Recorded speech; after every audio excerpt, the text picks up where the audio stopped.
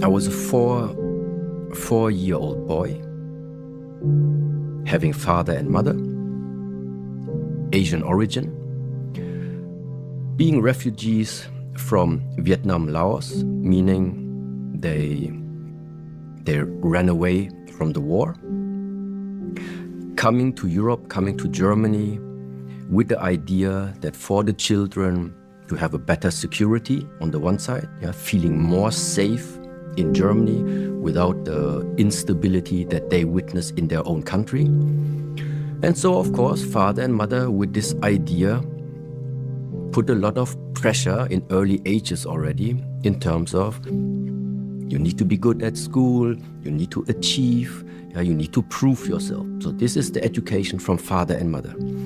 At the same time, with the age of 4, I went into a Shaolin Kung Fu school, learning martial arts, and every martial artist practitioner probably knows teachers and masters usually are not the ones telling you, oh yes, you did that very good.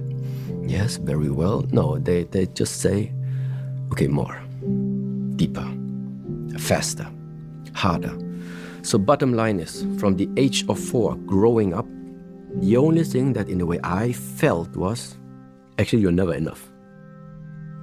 No matter what I brought home in terms of grades, if it was a B, why was it not an A? If it was an A, why is it not an A+?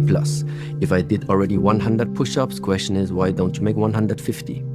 If I was fast already, it was still not fast enough. So constantly this type of never enough, okay?